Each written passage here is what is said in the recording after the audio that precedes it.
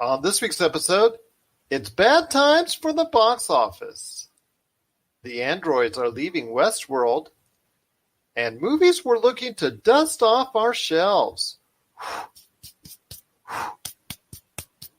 All this and more as we once again delve into the pop culture cosmos. Welcome to the pop culture cosmos. And we're back with another episode of the Pop Culture Cosmos. It's Gerald Glasser from Pop Culture Cosmos, the Lakers Fast Break Podcast, Inside Sports Fantasy Football, and Game Source. Thank you so much for listening to all of our great programs. But it wouldn't be a Pop Culture Cosmos without my good friend. He's our own killer android from Pop Culture Cosmos. You got to check out what he's doing today at popculturecosmos.wordpress.com.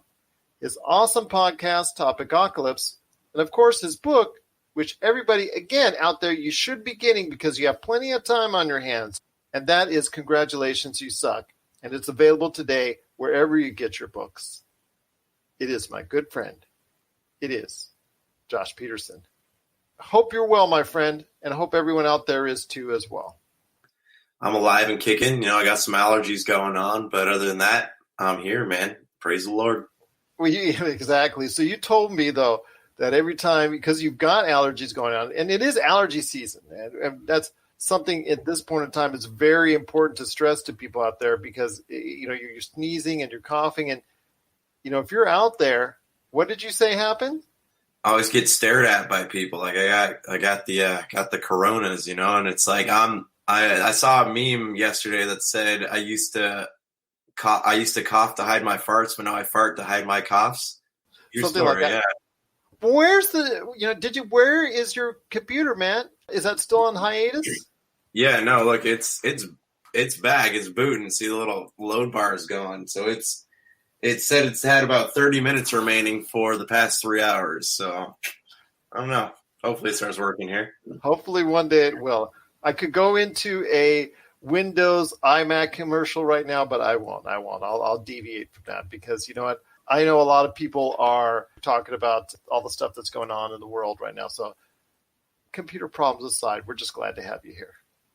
But it is going to be a great episode. We're going to be talking about a lot of subjects out there. Yes, we are going to touch briefly on the coronavirus and its impact now on pop culture because there's a lot of stuff to talk about there real quickly. But we're also going to be talking and deviating from that about things you can do during this time where people are self-isolating, where people are talking about staying in their homes and finding things to do. We're going to talk about the residual effects of that and some of the things that we can offer as ideas out there that you may be interested in. We'll talk about that coming up, including 5 movies that we are dusting that, right? Blowing that dust off right now. Off the shelves and mentioning something, these are movies that are really near and dear to us, but for whatever reason, we've just put them in the shelf and had not any chance to see them for a long, long time. But now that we may have the opportunity, we're going to talk about those movies. We're going to talk about the success of MLB's The Show as MLB The Show 20 comes out to digital and things of that nature. And we're going to talk about the success of that game real quickly. Westworld, speaking of killer androids, Westworld hits season 3 as we're talking right now on HBO. It's going to be this week replayed on HBO, and a lot of people are going to be catching up on that this week. So it is season 3 of Westworld. We're going to talk about the season so far. Has the series been a success? Where does the series need to go from here to really grab in viewers? We're not expecting Game of Thrones numbers, mind you, but what does the series need to do to keep garnering more and more viewers long term? Plus also, how are video games important in our society right now, especially because we are being quarantined, we're being self-isolated, so we're staying indoors a lot. The impact of video games on our society at this point in time, especially now, we're going to be talking about that as well. But first, my friend, it is the box office, and it's ironic, my friend, because the numbers, they're bad. Especially here domestically and, including worldwide. I mean, with so many theaters being closed down, the numbers are pretty putrid out there. They've been talking about how this weekend at the box office, which was led by Onward, was so bad so bad this weekend, especially domestically. It's the worst domestic weekend in movies since 20, 25 years ago. In fact, 1995 gets mentioned, and the movie Outbreak, which I worked on, which is ironic, my friend, that Outbreak was the last time a box office top 10 was so bad and a weekend was so bad overall domestically at the box office. Where's the irony in Outbreak being the last time this happened? I don't know. There's a lot of, I know right now Outbreak's like the number one movie to watch on Amazon Prime, or Contagion is. Contagion is. Outbreak is a little bit behind it. I worked on it, and I can tell you right now, it's not a movie you really want to see. It's not good. It's cheesiness. It's cheesy. Yeah. I feel like we're finding a lot of coincidences in this coronavirus outbreak. But yeah, I don't know, man. Like, I wasn't expecting people to go to the movie theaters. They're too busy stocking up on water and food, and then with the announcements that the bars are closing and restaurants and things like that. So I imagine they're all out buying booze and trying to make sure they can live comfortably for the next couple of weeks. Well, when theaters also had to consider closing down parts of their, the theaters that are inside, as far as when you go into the theater, you get your ticket, you go into the actual theater that you're located at where your movie's playing. They also had to condense those seats as well, correct? It wouldn't be full capacity. Yeah. So restaurants are halving capacity. I've been keeping up to date with some of like the restaurants and breweries and stuff in this area, and they were saying, there's one brewery who's like, they're not opening their doors to let people go in, but if you want to drive up and buy like a 6-pack of their beer, you can drive up, pay for it. They're not taking cash. They're only going to do card. They don't want to touch money. Big popular barbecue place down in Seal Beach. Tonight was their last night open.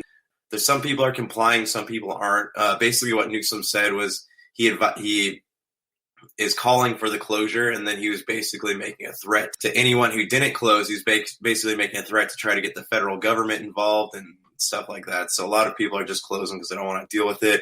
Other people are kind of just giving their finger to them and staying open, but they're staying open in a smaller capacity. So everyone's taking it differently. Everyone is taking it differently, not only as a country, not only as a state, not only as the cities that are close by you, state, whatnot, but also as a country as well. Each state is handling it differently, but it is getting a lot more serious than it was this time last week when we were talking. And I think it's going to get even more serious before it gets better for us here as a society. I mean, we hear of the countries that are on full lockdown at this point in time, all over Europe, Asia, and whatnot. So it has become a big concern, the coronavirus. Needless to say, it's all out there. We know everybody's keeping up to date on what's going on. When they're watching their local news or what have you, they're getting the reports in there. And there's going to be a lot of people that are adversely affected by it. But we just wanted to say here at Pop Culture Cosmos, as long as we can, we're going to continue with shows. We're going to continue with great pop culture topics. We're going to continue to try to talk great things about pop culture to keep you entertained for at least 2 hours of your week right here at the Pop Culture Cosmos. Plus, if you get a chance as well, we're staying on the air with the Lakers Fast Break at least once per week as well. My friend, though, during this time, people's attitudes towards indoors obviously has to go ahead and become a priority about doing things more together as families or doing things by yourself, self-isolating.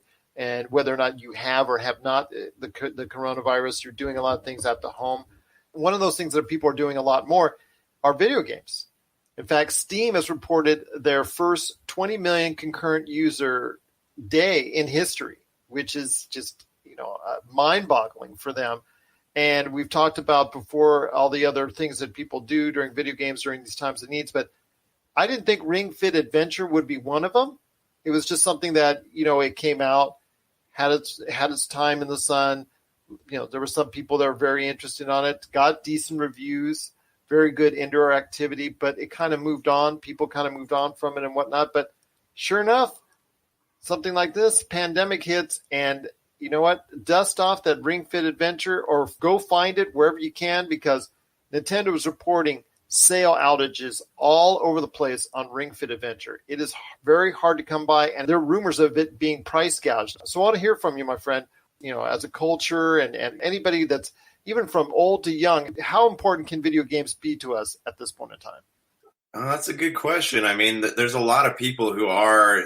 This is something, you see all the memes going around, right? Where there's gamers sitting in front of their computers going, lockdown. I was born for this, things like that. But yeah, no, this is a very important time because a lot of people are going to be home. They're going to need something to do. They're going to be playing video games. We'll see a lot of people, playing Fortnite or Sea of Thieves or whatever your jam is. But I would also hope there's a lot of fear going around that like Final Fantasy won't be released, Cyberpunk won't come out, yada, yada, all these other games. But, this is the time right now to release things like that because people are at home and playing, and it would be kind of a good gesture. And also it'd be smart because you'd have a lot of people who would buy this. They're sitting, they have the time to play it. They're not working. What else are they going to do with their time except play this game? So right now would be a really great time to release a game, and it would be bad to kind of delay it. I'm curious, like, what the rise in people playing Microsoft and Sony, playing Xbox and PlayStation, Nintendo. I'm curious to see, like, if there's a boost in digital sales or, what those numbers are going to look like by the end of next week. Are people playing video games? Are they watching movies? Like, it's going to be interesting to see what happens. Oh, I can tell you without a doubt, man, that if Steam is going up that high with so many concurrent users, if Ring Fit Adventure is to the point where you cannot find it anywhere on store shelves, if Pokemon Go has completely centered around the fact now that you don't have to leave the house and still you can go ahead and score and play the game effectively, it tells me that anything relating to video games right now is doing hot and doing well. And you're right. I mean, we even see in as far as the video world, we saw in streaming markets. I mean, Disney Plus, they were smart enough to go ahead and release Frozen 2 to Disney Plus 3 months early. Star Wars, Rise of Skywalker, that just got released early to digital formats. I mean, for Disney, obviously, this is going to be still a drop in the water from what they're losing now with all the money that they're going to be losing here in the not too distant future. But still, these are efforts by these companies to say, hey, you know what? We're going to try and take advantage of whatever marketplace we have. And since everybody's home, let's try to drive a lot more to the digital formats for both gaming, streaming, and anything else we can get our hands on to go ahead and try and push it out into the marketplace and get it out there because people are home right now. They want to do something, and entertainment is still the driving force in their lives, some form of pop culture. They're going to be doing it, and they're going to be doing it really in a great amount, at least for the next 30 to 60 days. I'm curious to see, like, will there be sales? What are people going to be playing? I feel like this is kind of a good time to catch up on, your back catalog of games and all the stuff you wish you had time to play but didn't. You're talking about Ring Fit Adventure, right? Like would be a perfect time to buy active games. If the Kinect, if the Kinect were still around, like that might be. It probably do well these over these couple of weeks though. Like look at me. You're Kinect Adventure. Like even look, they have that game where you can walk around Disneyland, right? I'm dancing like Han Solo in Kinect Star Wars. Yeah, I mean, they have that game where you can walk around Disneyland. Like, all this motion gaming, like, it would be worth owning just for the fact that you get to move and kind of feel like you're outside but not be outside. I don't know. Somebody's going to stream that. Somebody's going to stream that. Oh, the Disneyland game? Yeah. Yeah, I hope so. I hope they do. I mean, just to kind of make a joke of it, I guess. Because Disney World and Disneyland both shut down this past weekend. So, yes, that's definitely going to be something, just right out of the box that someone's going to put on Twitch, and it's going to get a lot of followers and viewers. I can guarantee you already on that. Maybe we should be one of us. Retro City Games, where are you? But anyways, I want to ask you this. Call of Duty Warzone is one of these games that's hot, that's newer. It is the free-to-play Battle Royale Fortnite wannabe game that's gotten a lot of attention, very good ratings, and a lot of people are interested. In fact, in its first few days, it garnered over 15 million players. So when I ask you, is Call of Duty Warzone going to be something that's going to fill that sweet spot for a lot of people itching for something new in the Fortnite, Apex Legends, Battle Royale genre? I don't know, man. Like, I feel like the people who like Call of Duty, they like the tightness, the intimacy of the community, right? They like smaller games. I don't know how quickly everyone's going to be rushing out to play this battle royale. It's a fun idea and it sounds cool, but like I don't think that it's going to be. What if it? They're taking a big risk, because what if the people who like Call of Duty all sign on to play this game and they play a few rounds, go, it's not for me, and they go back to the old one. So I'm glad that they're offering it for free, because that seems like a much better idea than, charging $60 for it. But, there's so many games like this out, and Call of Duty is kind of last to the race. So I'm curious to see how it does, but I honestly don't see it knocking any numbers off like Fortnite or Apex Legends, just because people still really love those games. Well, games as a whole right now are really something that a lot of people are connecting with at this point. Sure, board gaming, streaming, there's a lot of things. People are reading books like Congratulations, You Suck. A lot of those things are being utilized once again in our society. And it's strange that it takes a pandemic to go ahead and in a lot of ways appreciate some of the stuff that we have that we take for granted in our lives. I know this time, was it last year, whatnot, we were talking about how video games were being vilified, were just being destroyed by members of the government and other members of PTAs and things of that nature for the way they supposedly influenced our society in adverse ways. And now all of a sudden it's come around full circle. And unfortunately, due to this terrible pandemic that we're currently going through, look at where video games are at. A lot of people talked about going to Classic, pulling out their old Nintendos, pulling out their old PlayStations, pulling out their old Xboxes and playing games from the past and appreciating them once again. So it tells me to believe that video games can become an important part of getting through this terrible saga of human history that we're going through right now. And it's up to you out there to find things that you like. I know people are searching. I know people are trying new things. I know people are looking back to the past to things that they enjoyed. And video games, from the numbers that we're talking about right now, certainly seem to be among them. What are your thoughts out there on video games becoming an important part of people getting through this dark time of ours? Share us your thoughts, popculturecosmos@yahoo.com. You're listening to the Pop Culture Cosmos. Don't touch that dial. Wait, do people still use dials? Where comedy and commentary collide. Thunder Talk brings a unique variety show style twist to the fandom podcast genre. We drop music from some of today's hottest up-and-coming artists. We discuss topics, social and political relevance, and deliver our sideways take on the world at large. If stand-up comedy, NPR, the Millennium Falcon, and classic MTV had a baby, it would be Thunder Talk. Thunder Talk is part of the ESO Network. Find us at thundertalk.org and on all podcasting platforms. Well, speaking of video games, my friend, a video game came out this week that has gone under the radar pretty much every year that comes out. But it sells decently, always gets good ratings, and is something that is, I guess, it's not something that PlayStation really pushes hard, but it's something that I think that maybe they should look towards to as far as the future, especially with the PlayStation 5 still coming around the corner, that they may look to pushing more as the years and years go by. And that is the MLB The Show series. This is something that I wanted to ask you real quick. I know you're not a big baseball fan per se, but I know you've had a chance to play sports games every now and then. And MLB The Show is something that it continually goes under the radar. PlayStation itself doesn't even promote it very well. But you know what? It's there, it does well, and it comes back around every year with something new that it adds to the plate. You get it? Like home plate. No, that's good. That's good. That's funny. So I have friends who own PlayStations just for that game. They're sports fans. They love baseball. That's usually, for some people, that's the only game they play all year. And it is a very popular franchise. PlayStation might not promote it at all, but that doesn't mean people aren't watching it or playing it. So, yeah, it kind of reminds me of FIFA. It gets put out there, it buys a lot. But do you think that if it were something that could be played on other consoles, that it would kind of do better? I think so. But the fact is, it is one of the few licensed baseball games that have been continually released. I think they're the only ones that have the full license. I know other, smaller or arcadey type games have been, brought out.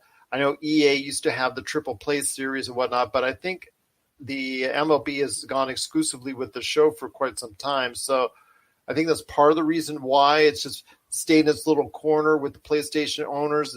But the PlayStation itself, Sony itself, when they're promoting their system, when they're promoting their games, rarely talks about the show. And that's something because you see the advertisements for The Last of Us, you see the advertisements for Uncharted, God of War, even Death Stranding. Think of Death Stranding and how much pub it got when it came out last year. And that's a PlayStation exclusive. So the reason I'm saying is, what could MLB The Show do to advance the PlayStation even more? You talked about how you have friends that actually have the PlayStation specifically for the MLB The Show. They are the exception to the rule, in my opinion, because the numbers of sales are steady, but they're never outstanding. And part of the reason is, like you said, it's not on every console, but also the reason I think is that the PlayStation itself is not something that has been a great platform to promoting it on a general or commercial basis to a wide extent.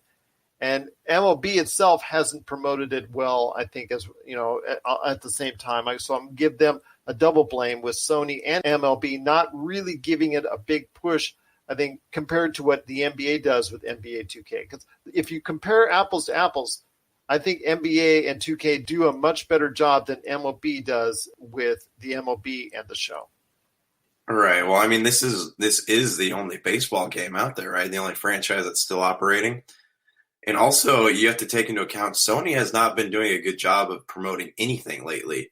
We don't know. They've just kind of, outside that trailer for Ghost of Tsushima, they've been gone off the face of the planet. Like, no one, they're not making any announcements. They got this PlayStation 5 coming out. Like, they're not doing a great job of marketing anything right now. So it is not surprising that they're not marketing MLB The Show that well. But also, like, I feel like they're under the impression they don't need to because you can't play it on any other console. So they're assuming that if you like baseball games and you want to play them, you're going to have a PlayStation 4. So maybe they're making some assumptions in their marketing, but I also feel like they're not marketing this nor anything really. And it's funny because there is an interest in MLB.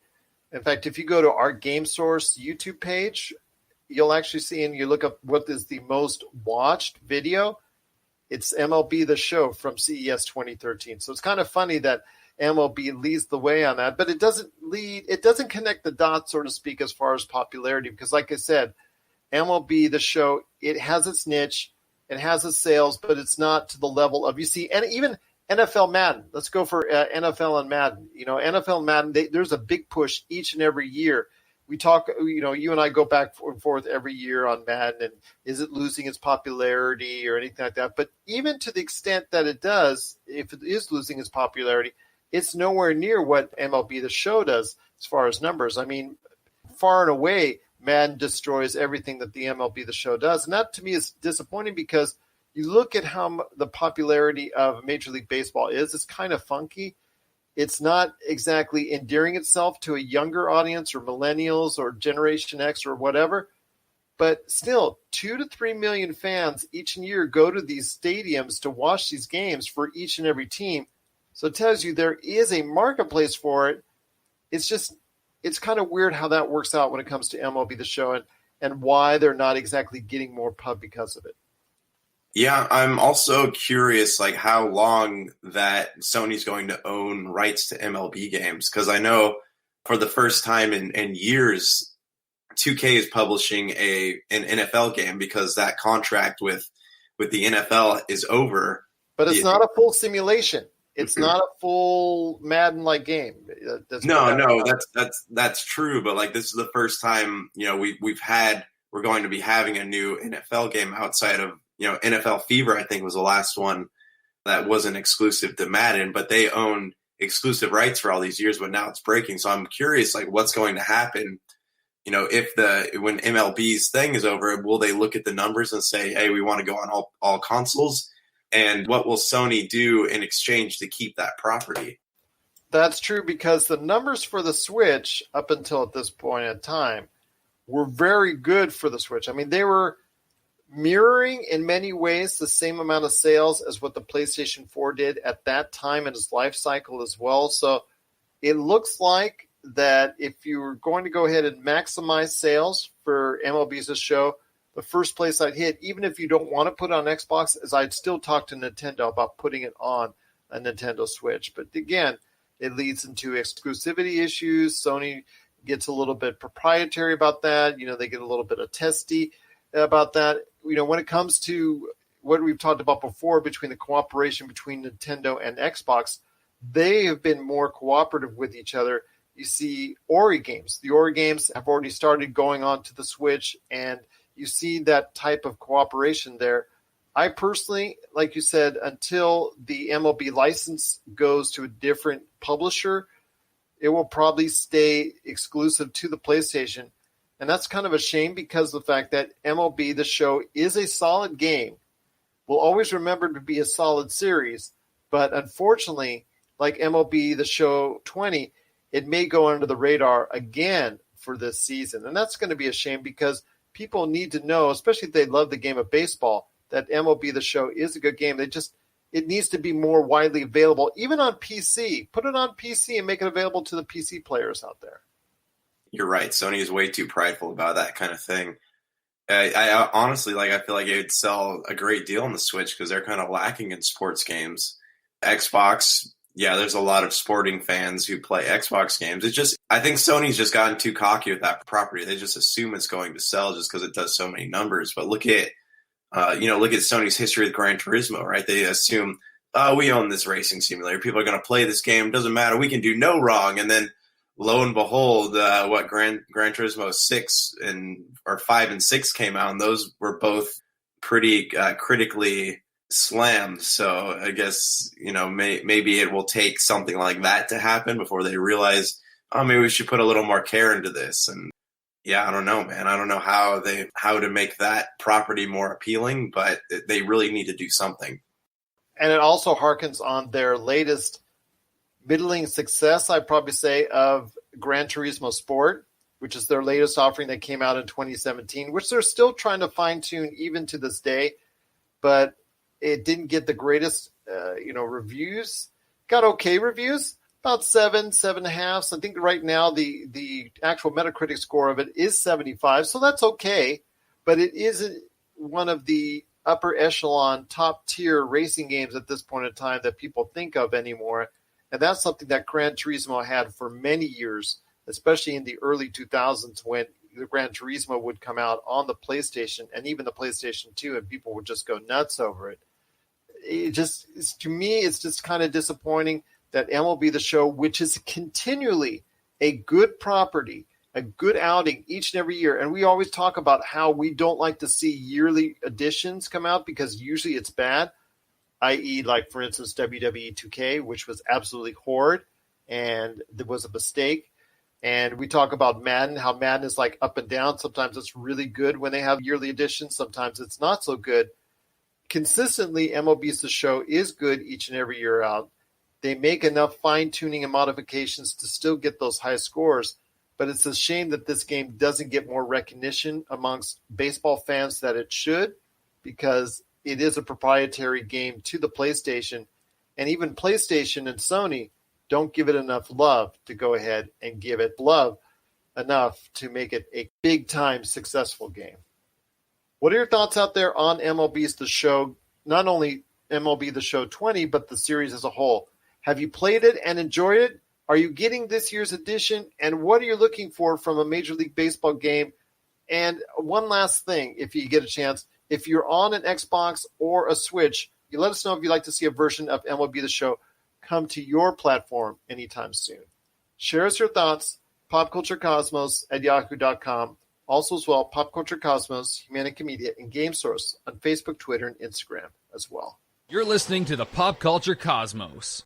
Coming soon from Rob McCallum Films, Zero Cool Films presents Action Figure Adventure. Super collector Jay Bartlett hits the road once again in search of action figures' most iconic and noteworthy and rare figures, all in the name of creating the most ultimate action figure auction ever. He fronts the cash that charity benefits in the end.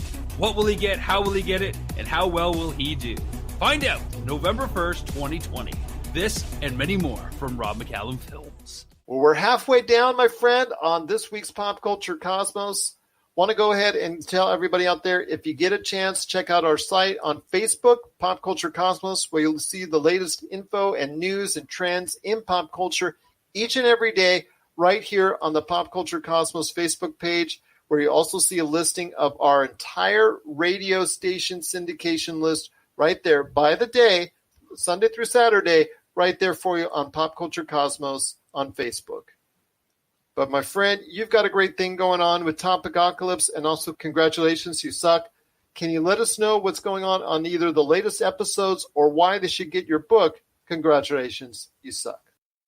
Yeah, well, you'll be at home for a while, so I suggest maybe some light reading. Congratulations, you suck would be good. Also, I'm going to be home for a while, so there'll be a lot of Topicocalypse episodes being pushed out because I got a lot of content I'm trying to catch up on. So both very exciting things. So if you're in the market for some good reading, check out my book, available now at Amazon.com, Barnes & Noble, Powell's Books, in both physical and ebook format. And if you're looking for some good listening outside of Pop Culture Cosmos, check out Topicocalypse.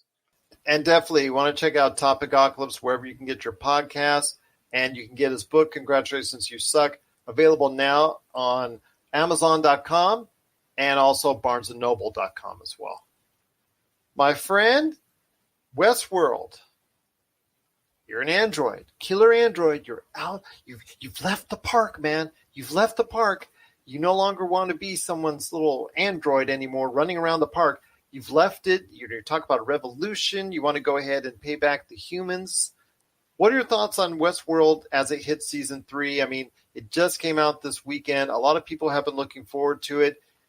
The reviews have been all over the place when it comes to all 3 seasons. I mean, we've had our time in sharing and patience on it. So I want to hear your thoughts as Westworld hits season 3. I'm actually kind of eager to watch it. I've been, seeing trailers for it. I'm intrigued. Josh, while your dogs are barking, I want you to go ahead and do some deep thinking, as any killer android would do. I want to go ahead and talk a little bit more about Westworld as it hits season 3. They are leaving the park. I mean, that is, I think, the next step for the Westworld. Did it come too soon? Some people are saying yes. Some people are saying no. But I think it's so far a step in the right direction. The series, though, for this season is not getting the greatest in reviews, at least to start off with.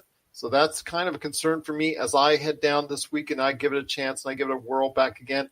I know my season 1, I thought was, when I watched it, was all over the place. It was very good and also not so good, especially that ending with Anthony Hopkins getting killed and the entire area getting killed. And I just didn't think it really made that much sense. And then season 2, they were kind of drifting away as far as a revolution is concerned and all that. Your thoughts again, Josh, on Westworld as it hits season 3. Is this something you're really interested in seeing going forward? Yeah, so I mean, I am eager to watch it. I'm excited about it. The season 1, I did really enjoy. Like it really pulled me into the series. That the Anthony Hopkins death, it did make sense. It made sense to me. I mean, maybe it wasn't the best way to go about it, but it's that whole argument, like, what is consciousness? And a lot of people think that in order to experience true consciousness, you have to experience great tragedy. So that was the whole point of her shooting him, is so that she could truly be human and experience human emotions. It was season 2 that kind of took a turn that I didn't enjoy. A lot of things in season 2 made no sense. Really nothing in season 2 made sense. It was just kind of them rehashing things. There were some parts that were cool, but a lot of it I did not enjoy. But season 3, seeing this trailer, I am kind of amped to watch it. And I hope that it answers a lot of questions that are left open in season 3, but I still hope that, it is called Westworld. So is there going to be like a Western element to it? It almost feels like it has shifted genres. It does feel like it's shifted genres, and it feels like a little bit more sci-fi-ish than ever before, especially as it heads out into the city with more of a futuristic feel, because it's based in the future and all that. I think it does seem to be a little bit more interesting, so I am intrigued a little bit more than I was in the past. Season 2, like I said, really just didn't do it for me. I think the end of season 1 tailed off for my interest and then went into season 2. I think it was just a momentum thing for me, but I am going to go ahead, and give it another shot when it comes to season 3. But let me ask you this. Where in your mind does Westworld have to go to as far as what prospects do you think they need to cover in order to keep you entranced as a viewer and as someone that's interested as part of a member of the audience so that you can just not only finish season 3, but be interested in possibly season 4, which I'm pretty sure would go ahead and be greenlighted by HBO. Well, I mean, it would have to have the elements that make it Westworld, right? It would have to have the Western elements, and it would have to have, that whole what makes the show so good, right? The philosophy and like the theology of life. Who is God? What can anybody be a God? Like those whole questions, that's what makes the show so intriguing. But if they're going to turn it into another Terminator, or it's going to be another trying to make it into a Blade Runner, I don't know how interested I am in that, just because I liked the show for what it started out as. Now, if it started out in the genre that it is now, then maybe I would have been more eager to see such a big change. So right now I'm excited to watch it, but at the same time, I have very, very high expectations going into it. And if they don't meet those, I probably will give up on Westworld. And that's a real shame to me. That would be a real shame. And it has to have that kind of expectations, because now that Game of Thrones is gone, it is the number one show, is it not? I mean, when you think of HBO now, you have to think of Westworld as the lead-in show, as the show that's going to get you hooked on the overall HBO project. Is that not correct? Right, and especially since all these other shows that are in production currently, the ones for HBO, Disney Plus, whatever it is, they are halted right now. So there's no guarantee that anything's going to get filmed anytime soon. So this show has to succeed. It has to do well, because there's not really going to be anything coming out until this whole virus thing is blown over. So it's kind of a do or die moment for this franchise. It is almost kind of like a do or die time for this franchise, because again, you have a lot of people now that since the end of Game of Thrones are looking for something to really get into. And if Westworld doesn't do it for them, I mean, I could tell you all day long that McMillions should do it for you. But then again, that was just 6 episodes, truly outstanding docuseries. But after that, you're supposed to get into something good with HBO. And yes, True Detective has been a pretty good series too. And there are other series that are going to be great. But if you get HBO Max, you get that anyways. And there's Disney Plus, Netflix, and there's so many other different options that are out there. You're going to need to make some cuts at some point in time, even when you're watching more things now, like people are right now when they're self-isolating and more at home and all that. But people right now are going to have to make financial choices. And if Westworld doesn't do it for them, HBO is going to be cut from a lot of viewerships that are out there by a substantial margin in the not too distant future. I see that happening personally. I think Westworld is kind of a love it or leave it type series. And by the end of season 3, if not as many people are loving it, a lot of people are going to be leaving HBO very soon. Right, because, we talk about this a lot, right? The fact that of all the streaming services, HBO is kind of the most expendable, right? It's the one that people are going to spend the least amount of time in. So that's why it's vital that you have something that's good. You give people good faith, and maybe they'll think about, sticking around for whatever comes next. So what are everyone's thoughts out there on HBO and Westworld? As a hit, season 3 just came out. A lot of people are interested in it. Well, you know what they say in video games. Is it the killer app that brings people back to HBO time and time again? Has it become that must-see show that you're going to go ahead and not miss or catch on the L3 or L7, the delayed viewing as I'm talking about? Is it that must-see show that keeps you in tune with HBO and gets you to continue your HBO membership? We'd love to hear your thoughts on it, because the reviews on it and the views of Westworld are all over the place. It's not the same kind of love that there was for Game of Thrones. So I want to hear your thoughts. Is Westworld in its season 3? Is it progressing the way you want to, as the androids are starting to leave the park and starting to get revenge on their humans that are out there? Share us your thoughts. popculturecosmos@yahoo.com. Also as well, Pop Culture Cosmos, Humanica Media, and Game Source on Facebook, Twitter, and Instagram as well. For the latest news and information, analysis and opinions on the Los Angeles Lakers and the NBA, check out the Lakers Fast Break podcast today on wherever you get your podcasts.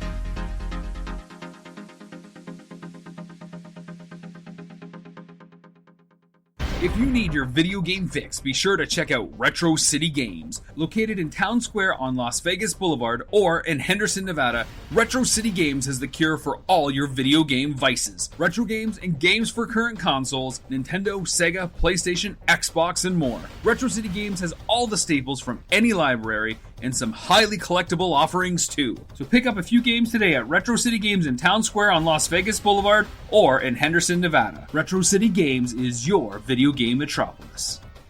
Well, my friend, it's been a great time so far. Only got about 20 minutes left, so I cannot thank you enough for being part of it. But, when we talk about self-isolation, when we talk about staying at home and doing a lot of things that we forgot about or we just haven't had time for in our busy lives, one of the things that we're talking about for this show is some movies that we haven't checked out in a long, long time, that we love, that we appreciate, that we've probably even talked about on the show on occasion, but yet we've not gotten to see it in quite some time. So I asked you to take a look at movies you have not seen in over 10 years, let's say, the last decade. You haven't seen them in quite some time. So I want to hear your list. You can be 5 or you can be more. Your list of the movies that you need to dust off the shelves. You get it off the bookcase and it's all dusty. So you want to just take that dust off before you put it in your DVD or your Blu-ray player. The movies that you want to see after so long of a time. Okay, so I have a list here. Yeah, so I got Aliens. That's one I've been meaning to go back to. I really love to. I know it's about 2.5 hours. So whenever I watch it, I have to have time to sit down and watch it in one sitting. Well, that's not as bad as in the old days. I mean, back previously, 2.5 hours was meant for a really big film. 2.5 hours these days for a lot of films is just par for the course. Yeah, true. It's one that I don't want to. Today not today, but now when I watch movies, I usually fall asleep during them. So I have to watch them in time periods. I got to watch an hour here, an hour there, whatever time I can carve out to watch them. But, with Aliens, this is a movie that I would want to watch all the way through. It's a fun movie. It reminds me of my childhood. Love Bill Paxton and seeing the Aliens reminds you of your childhood. I'm not even sure why I want to. Well, because I saw it when I was a kid, so I mean that's that. Okay, I just thought that you were been transported to another planet with Bill Paxton. Oh no, sorry, okay, yeah, aliens coming at you and all that. I'm like, that's no. one bad childhood. With not like Newt in the movie. Something like that. Sigourney Weaver fighting alongside with you, man. Right. All right. I just wanted to. Yeah. No. I mean, got to get a clarification on that. Yeah. No, I saw it when I was a kid, so that's why it takes me back. Next on my list, I got Saving Private Ryan. That's one I keep meaning to go back to. I was thinking about that the other day. As soon as it goes onto the beach, that's probably the best 15-minute opening I've ever seen in my life. Yeah. I mean, I would go as far as to say it is the greatest. One of the greatest war movies, if not the greatest war movie ever made. So I'm a pretty big fan, and I always, whenever I think about that movie, I always think about the part where the guy's got the knife over him. And you keep thinking, they're not going to let it happen. They're not going to let it happen. They're not going to let it happen. And it's such an intense scene, but that whole movie is just really, really good, really well done. It's well researched, and it's heartbreaking, man. It is absolutely heartbreaking. Okay, so my number 3 movie on here it's not really old, it's more new, but it's just something I haven't watched in a while. I keep wanting to. I know I've talked about Spring on this show before, where the guy goes out to Italy, and hopefully that's not in bad taste right now, but he goes to Italy, meets this girl ends up being a monster, and then it's kind of like a weird dark love indie film, and it's such a beautiful movie. So check it out. Hold on. Does that remind you of your childhood too? No. But if you have Amazon Prime, check it out. It's good. Other one was at number 2 on my list. I got The Last of the Mohicans. I bought that on DVD a couple weeks ago, and I just haven't had time to watch it. So that's something I've really been wanting to see. I will find you. I will find you. No, I'm telling you, man. The second that movie starts, you see Daniel Day-Lewis running, you hear that soundtrack going, you're like, oh man, this is like Jurassic Park for me. You know, it's like the moment you hear that John Williams score, you're in it. You're gone. You're just every moment of that movie. You just want to eat it all up. I will find you. I will find you. Oh, so good, man. And like, yeah. Great movie. Last on my list, I got Crouching Tiger, Hidden Dragon. That's one I try to watch every 5 years, and I am overdue for it. So I would really like to watch it.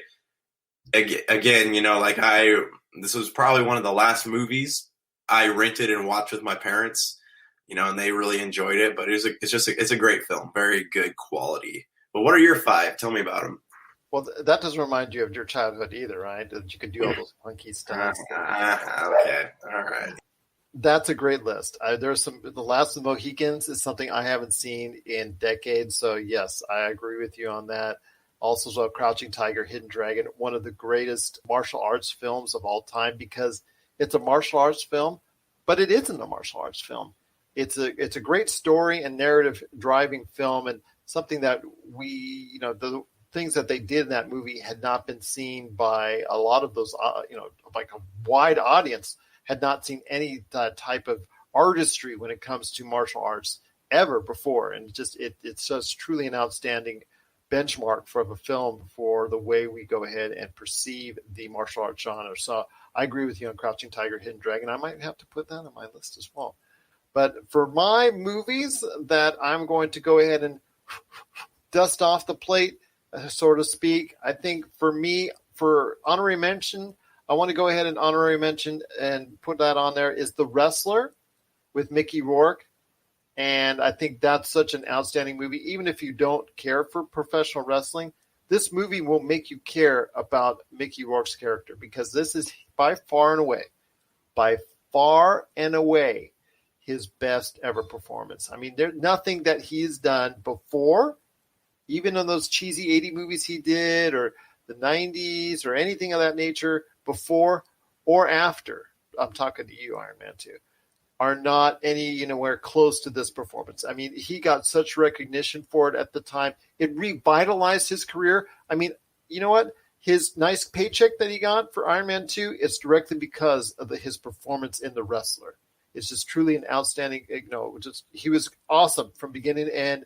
And if you want to see a really good movie, go check out The Wrestler, because it's something that's, since that initial hype for it and the fact it got an Academy Award nomination and it was right there amongst the favorites and all that, it kind of got pushed by the wayside. But if you ever want to see a good small scope type film, The Wrestler, I think, is really good. Marissa Tomei is outstanding in it.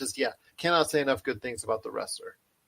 But number 5 is a really good sci-fi film. In fact, one of my favorite and possibly the best of Steven Spielberg's movies. I know that's going to be up for great debate on which ones are the best, which ones are not.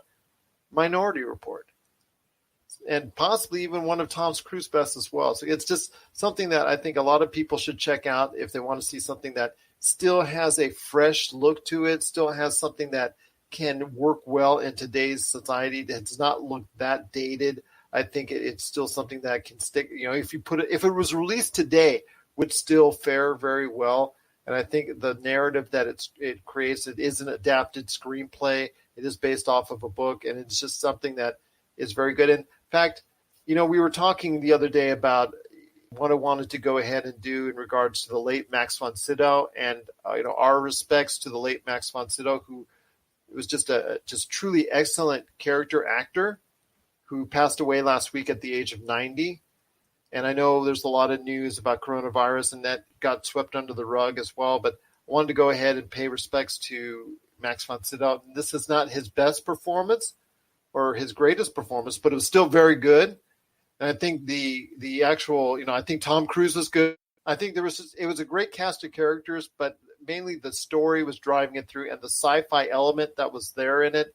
To me, it was just a lot of fun to watch, and it's one of my films that I just cannot believe I haven't watched in quite some time. So I am going to be dusting it off and catching real soon. And And before we go ahead with my rest of my list, to pay tribute to Max von Sydow, can you tell me what, if you have any memories, what is your favorite film that he was in? I know The Exorcist was talked about. I know the Star Wars: The Force Awakens, in that first scene he was in.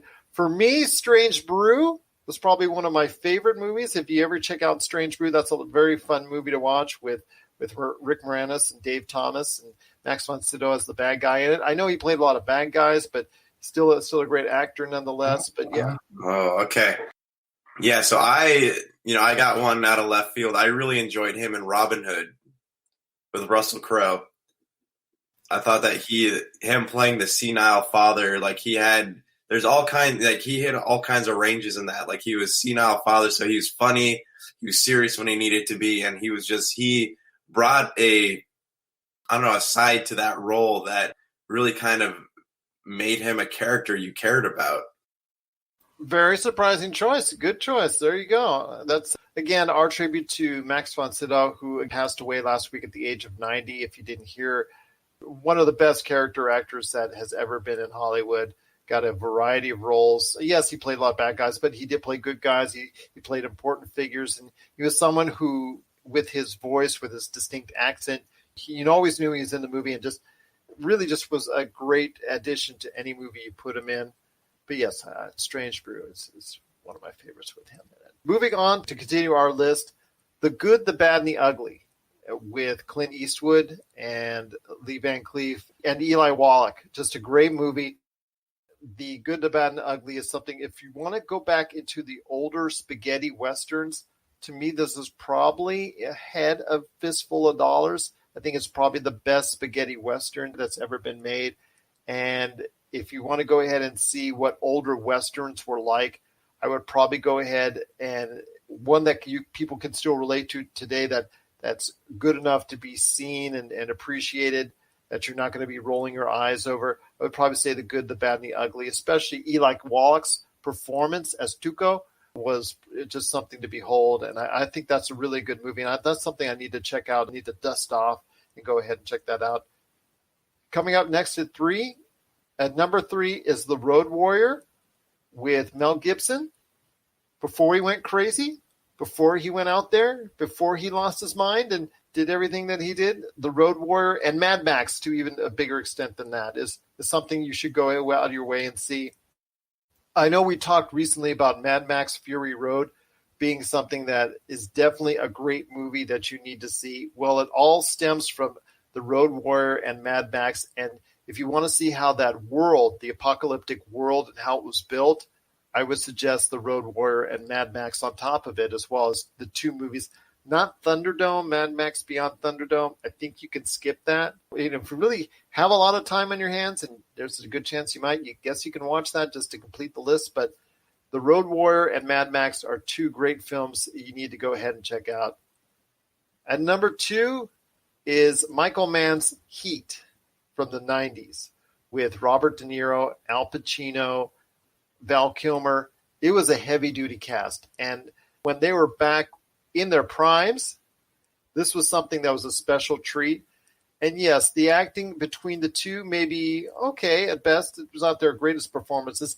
It's the action sequences, the music, the way that the narrative builds. And Michael Mann, just the way he shot it from a camera standpoint is just truly beautiful to watch. And some really solid performances underneath the Al Pacino, Robert De Niro dynamic really make it for a strong performance overall, especially Val Kilmer. This is probably one of his best performances ever. A very, very strong movie, especially if you want to go ahead and check out a heist movie of some type. This is probably one of the best that's ever been made. And on my list as well for my top films ever. In fact, I'll tell you where to go ahead. You can check out my list here in a sec. But Josh, let me ask you, have you ever had a chance to check out Michael Mann's work, especially Heat? I saw Heat a long time ago, but I don't remember any of it. Then you're going to have to go ahead and dust it off or get it on the digital download, my friend, because it's something you definitely need to check out one more time. Especially that music, man. That music, if you've got a surround sound system while you're watching it, I highly recommend that you do, because the music and the soundtrack to that is just sensational. In fact, when it comes to Michael Mann movies, a lot of the time that's the case because he incorporates sound. I mean, that goes all the way back to the Miami Vice series where he was incorporating the 70s songs and the 80s songs at that point in time into his show to create that type of rhythm and type of beat to his shows. And he was able to incorporate that type of love for music I definitely think it's something people need to check on out. Well, last on my list, my friend, is something that won the Academy Award way back when. I think it was the year 2000. I'm not entirely sure, maybe 2001. But Gladiator. Have you checked out Gladiator before, my friend, with Russell Crowe? Because you mentioned Russell Crowe with Robin Hood. I think this is a better performance by him, and this is something that, yes, we first saw Joaquin Phoenix like stealing the show. This was the first time that people thought, hey, this is not just the late River Phoenix's brother. Joaquin Phoenix can really go ahead and knock it out of the park, and this was the first time we really got to see it in Gladiator. Yeah, I love Gladiator. This was the first time that watching this film is the first time I truly hated a villain. You know, like I was emotionally hated a villain. Like that was the first time that had ever happened. So he was outstanding, and that movie is outstanding. Ridley Scott did an amazing job. Yeah, it's gory. Like it's got so much like heart in it, and it's such an emotional film. I'm so glad it won all those awards. I don't want to see a sequel to it. They need to leave it alone. I know they keep talking. Everyone's talked for a while. In fact, I think we did a segment on it way back when about Gladiator. Yeah, I hope we never hear about it again. But it's a great movie. You know, and I love to go back and watch those historical epics. You know, every couple years I'll watch like Gladiator, and I'll do Kingdom of Heaven, or I'll watch Robin Hood and things like that. So like I really enjoy those films. On the Friday show, my friend, because you and I both mentioned Ridley Scott films, we're going to go at it on the Friday show. We're going to talk about the best of Ridley Scott. Okay, we're going to talk about the best of Ridley Scott in detail on our Friday episodes. It's a little side segment to what we're talking about, along with the latest news and information and all that. But yeah, let's go ahead and talk about the best of Ridley Scott coming up here on the Friday episode. I know Gladiator will probably be a little bit of a repeat, so be prepared to hear a little bit more about Gladiator. But there's still a lot of great stuff on tap that Ridley Scott has done over the course of his career that deserves a lot of attention. And we'll go ahead and touch on the greatness of Ridley Scott on Friday's episode. How does that sound? Sounds good. I'll get my list together. There you go. And I'll get mine together, too, when it comes to Ridley Scott. But again, my movies that I need to dust off that I think people should give a chance out there, Gladiator, Heat, The Road Warrior, and Mad Max, The Good, the Bad, and the Ugly, and Minority Report, with a special honorable mention to The Wrestler. And one last time for your list. So I got Aliens, Saving Private Ryan, Spring, The Last of the Mohicans, and Crouching Tiger, Hidden Dragon. Oh, that's awesome. And if people want to check out the list of my all-time favorites, my top 25, as it were, although I think I probably need to tweak it a little bit more at some point in time in the near future, I have a list that you just go ahead and have to just Google or Bing anytime you can, anytime you want to. Just go ahead and type in the words, what's your top 25 films? Here's mine. And that's available now at popculturecosmos.wordpress.com. Well, my friend, it's been a great episode. I cannot thank you enough for hanging out with me for the entire hour on this week's episode. We've got Friday coming up, like we talked about, with Ridley Scott and a whole bunch of more news and information, and hopefully a lot more good stuff coming on the way with the PCC Multiverse. Any last thoughts on the way out? No, I mean, I think we're good. I'm excited to talk Ridley Scott films. Check out our website. We update that now a lot, so cruise on over there, check it out, popculturecosmos.wordpress.com, and yeah, thanks for tuning in. Thanks for tuning in, as always. I do appreciate it. Again, everybody out there, we truly hope you stay safe, stay healthy, and from all of us at the Pop Culture Cosmos, we wish you continued health and happiness. And we all got to come around and work together as a species. Just go ahead for the next weeks and months. We'll get through this. Just keep the faith. Keep yourself busy by listening to great shows like ours.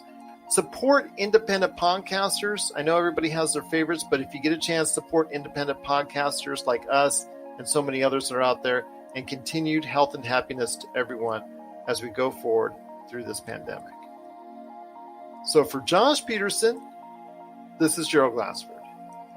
It's another beautiful day in paradise right here in the Pop Culture Cosmos. We thank you for listening. And here's hoping you have yourself a great